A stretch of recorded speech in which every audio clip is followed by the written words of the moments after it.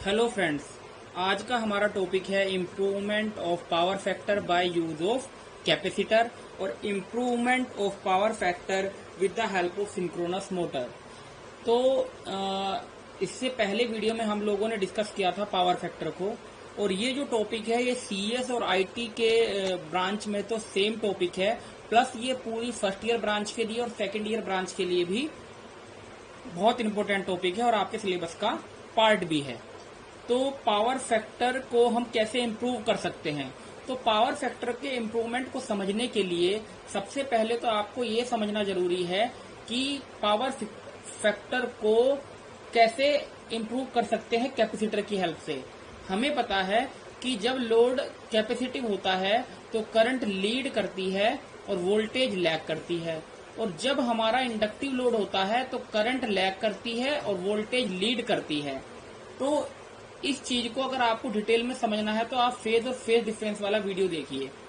तो यहाँ पे हम लोगों ने लिखा पावर फैक्टर को बढ़ाने हेतु कैपेसिटर का यूज किया जाता है क्योंकि कैपेसिटर लीडिंग करंट देता है। हमें पता है कि कैपेसिटर के केस में करंट लीड करती है वोल्टेज से। अब अगली लाइन में हम लोगों ने लिखा है कैपेसिटर लोड करंट के लैगिंग कंपोनेंट को पूर्णतः या आंशिक रूप से कैंसिल खत्म कर देता है। हमें पता है इंडक्टिव के केस में करंट लैग करती है और कैपेसिटिव के केस में करंट लीड करती है। तो अगर हम इंडक्टिव लोड के साथ कैपेसिटर जोड़ देंगे तो उसमें हमारी करंट की वैल्यू क्या हो जाएगी? इम्प्रूव हो जाएगी। फिर हमने लिखा है जिससे लोड का ओवरऑल पावर फैक्टर बढ़ जाएगा। इससे क्या होगा? जब हम किसी कम चीज के साथ किसी ज्यादा चीज को मिला देंगे तो ओवरऑल रिजल्ट क्या हो जाएगा? बैलेंस हो जाएगा। हमें पता है हमें इंडक्टिव लोड के केस में करंट कम मिलती है और कैपेसिटिव लोड के केस में करंट की वैल्यू वोल्टेज से ज्यादा होती है। अब हमने क्या किया? कम के साथ ज्यादा को मिलाया तो वो क्या हो गया? हमारी करंट बैलेंस हो गई या फिर एवरेज आ गई, मतलब करंट की वैल्यू हमारी क्या हो गई? इम्प्रूव हो गई। इस चीज को हम इस फिगर की हेल्प से समझ सकते हैं। पावर फैक्टर को सुधार करने हेतु कैपेसिटर को लोड के पैरेलल मतलब समांतर में जोड़ा जाता है, जैसा कि निम्न चित्र में दिखाया गया है। हमने यहाँ पर कोई लोड कंसीडर कर लिया। ये लोड है, ये हमने कोई सप्लाई जोड़ रखी है, रेजिस्टिव लोड है और इंडक्टिव लोड है। ये इंडक्टिव लोड का सिंबल है और ये रेजिस्टिव लोड का सिंबल है।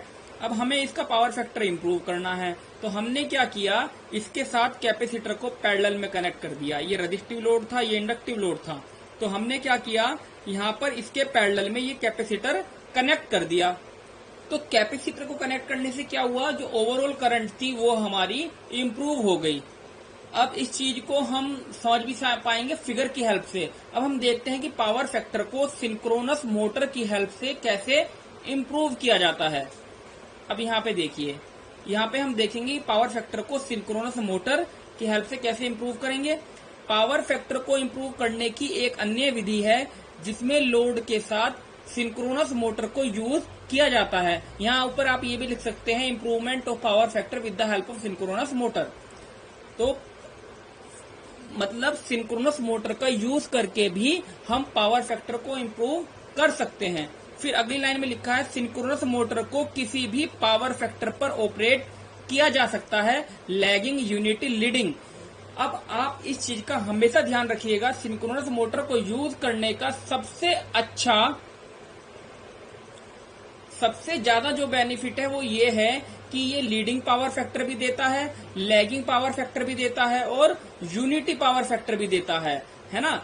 तो अगर हमें लीडिंग पावर फैक्टर यूज कर लेना है तो भी हम सिंक्रोनस मोटर का यूज कर सकते हैं, यूनिटी लेना है तब भी और लैगिंग लेना है तब भी। मतलब अपनी रिक्वायरमेंट के अकॉर्डिंग हम इसमें पावर फैक्टर को जनरेट कर सकते हैं या पावर फैक्टर ले सकते हैं। अब वो चीज होगी कैसे, वो हम एक ग्राफ की हेल्प से देखेंगे। अतः जब इसको लीडिंग पावर फैक्टर पर ऑपरेट किया जाता है तो यह लोड के पावर फैक्टर में सुधार कर देती है। अब कैसे कर देती है उसको हम इस फिगर से, मतलब इस फेजर डायग्राम से समझेंगे। इस फेजर डायग्राम को आपको मैं ब्रेक में करके समझाता हूं तो आपको ज्यादा अच्छे से समझ में आएगा। ये केवल आपको समझाने के लिए, आपको एग्जाम में लिख के नहीं आना है। ये पेज देखो, ये हमारा इंडक्टिव लोड है ना। इंडक्टिव लोड का सिंबल तो ये होता है और ये हमने हमें लिख दिया लोड कौन सा, इंडक्टिव लोड। ये इंडक्टिव लोड है, इसके केस में क्या होगा, वोल्टेज और करंट होगी। वोल्टेज और करंट होगी तो इंडक्टिव लोड के केस में पता है कि वोल्टेज लीड करती है, करंट लैग करती है। तो ये हमने क्या कर दिया, विदाउट मोटर। जब हमने सिंक्रोनस मोटर यूज नहीं कराई तो हमें क्या मिला, ये वाली फिगर मिली। अब हमने क्या किया, एक मोटर यूज कर ली, सिंक्रोनस मोटर। हमें पता है कि जब हम लीडिंग पावर फैक्टर लेंगे तो करंट की वैल्यू इंप्रूव हो जाएगी, करंट की वैल्यू आगे होगी, वोल्टेज की वैल्यू पीछे होगी। तो जब विदाउट मोटर है तो हमने किससे दिखाया, इस वाले स्केच पेन से दिखाया जो थोड़ा तोतिया रंग का है। और जब हमने विद मोटर दिखाया तो हमने ये रेड स्केच से दिखा दिया। अब हम क्या करेंगे, इस वाली और इस वाली फिगर को मर्ज कर देंगे, है ना, मर्ज कंडीशन 1 और 2। तो हमने एक वोल्टेज वाली लाइन बना ली, ये वाली लाइन तो कॉमन है, वोल्टेज इस केस में भी है, वोल्टेज इस केस में भी है, तो ये तो वोल्टेज की लाइन कॉमन हो गई। अब जब हमने मोटर यूज नहीं की तो हमें क्या मिला, वोल्टेज और करंट मिला, ये वाली वोल्टेज ये वाली करंट, ये फिगर हमने बना लिया। और जब हमने मोटर यूज की है तो करंट की वैल्यू इंप्रूव हो गई, ये वाली लाइन तो कॉमन ही है दोनों में, तो वोल्टेज तो लाइन यही आ गई, करंट की लाइन कहाँ जा रही है, ऊपर जा रही है, तो ये हमने करंट की लाइन बना दी। अब हमने क्या किया, इसके पैरेलल तो खींच दी ये वाली लाइन और इसके पैरेलल खींच दी ये वाली लाइन, है ना। और रिजल्टेंट कैसे निकल जाएगा, अब रिजल्टेंट निकल जाएगा, ये हमने क्या निकाल लिया, रिजल्टेंट निकाल लिया। तो अब आपने देखा कि जब ये वोल्टेज थी, ये करंट थी, जब हमने मोटर यूज नहीं की, मोटर को यूज करने के बाद करंट ये वाली हो गई, इसके पैरेलल ये वाली लाइन खींची, इसके पैरेलल ये वाली लाइन खींची, और ये हमारा क्या आ गया, रिजल्टेंट आ गया। तो यहाँ पे हमारी ये जो करंट हो गई आईटी हमारी क्या हो गई, ये जो आईटी निकल के आई है ये हमारी रिजल्टेंट करंट निकल के आई है जब हमारा पावर फैक्टर इंप्रूव हो गया। तो देखिए कहाँ पे तो एंगल हमारा ∅1 था और कहाँ सिंक्रोनस मोटर का यूज करने के बाद हमें ∅ एंगल मिल गया कि करंट की वैल्यू में क्या हो गया, इंप्रूवमेंट हो गया, है ना। ये हमारा रिजल्ट आ गया। तो अब इस फिगर को हमने कहाँ दिखा दिया, अब हमने यहाँ पे दिखा दिया, है ना। तो सिंक्रोनस मोटर की हेल्प से ये हमें आईटी इफेक्टिव करंट मिल गई, वो हमने डिटेल में समझ लिया कि ये फिगर हमें कैसे मिला, कि ये हमारी वोल्टेज थी, ये हमारी करंट थी जब हमारा लैगिंग पावर फैक्टर था, जब हमारा इंडक्टिव लोड था, हमने मोटर यूज करी तो करंट यहाँ चली गई, इसके पैरेलल ये वाली लाइन, इसके पैरेलल ये वाली लाइन, रिजल्टेंट ये आ गया।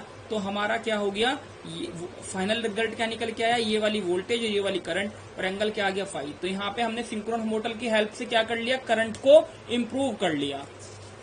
तो हमने देखा कि सिंक्रोनस मोटर की हेल्प से भी हम करंट की वैल्यू को इम्प्रूव कर सकते हैं। अब यहाँ पे लिखा, जब किसी सिस्टम में सिंक्रोनस मोटर केवल पावर फैक्टर इंप्रूव करने हेतु यूज की जाती है तो इन्हें सिंक्रोनस कंडेंसर कहा जाता है। अगर सिर्फ और सिर्फ हम पावर फैक्टर को इम्प्रूव करने के लिए सिंक्रोनस मोटर का यूज कर रहे हैं तो इसे हम सिंक्रोनस कंडेंसर कहेंगे। तो ये आज हम लोगों ने देखा कि पावर फैक्टर को कैपेसिटर की हेल्प से कैसे इम्प्रूव किया जाता है और सिंक्रोनस मोटर की हेल्प से कैसे इम्प्रूव किया जाता है। तो आज के वीडियो के लिए इतना ही। Thank you so much for watching बच्चों।